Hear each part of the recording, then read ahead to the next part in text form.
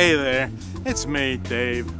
Sometimes our company has a strange guy ride along with me, or follow me like a mystery man in an unmarked car. At first, I thought it was annoying, like Big Brother keeping his beady little eyes on me. But then, after the first ride along, it was clear that the company just wanted to make sure I had good driving behaviors, like we all should. The fact is, most accidents in commercial motor vehicles are caused by poor driving behaviors. Yeah, I know. A lot of times it's the other guy's fault. But sometimes we aren't as careful as we should be. And some of us have bad habits. Here's what they're looking at. Give yourself a score on each of these items. Maybe your behaviors are not as good as they should be either. Constantly scanning your mirrors. You need to know what's around you all the time.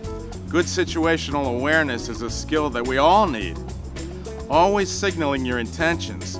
We have turn signals and flashers for a reason. Turning is obviously a good time to use your signals, but lane changes require signals too. Let the other motorists know your intentions.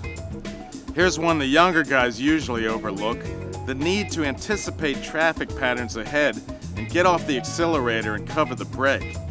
You should gradually slow down when approaching slow or stop traffic, intersections, or stale green lights. By not having to stay on the brakes, you save wear and tear on the equipment. That'll keep the mechanics happy. Avoid jackrabbit starts too. You don't need to be the first guy off the line.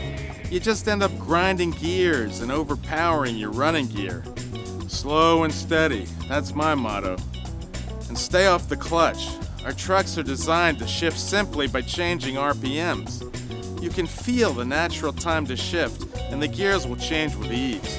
This comes with practice and familiarity with the truck. Never back up without being absolutely sure of what's behind you. We've had a few drivers back over stuff lying on the ground that they didn't notice was even there. Sometimes it's a good idea to get out of the truck and look before you start backing up. Another thing these behavior observers will notice is how you interact with other traffic, like following distances, cutting people off, or racing to beat someone to an exit or lane. Even using your horn excessively. The DOT is watching for what they consider aggressive driving behaviors, and you could get written up for reckless driving. That's not a good thing. And never drive distracted. Activities like texting or eating or even talking on the cell phone too much. I know, we have to communicate with dispatch sometimes, but keep it to a minimum to avoid the distraction.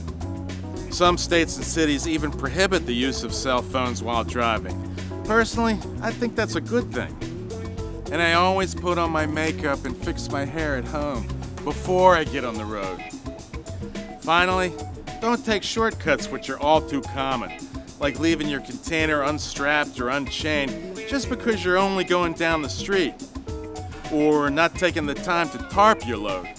These lazy behaviors will surely catch up to you and bite you in the butt. Do your job correctly, responsibly, and always the right way. Above all, you need to operate safely or not at all.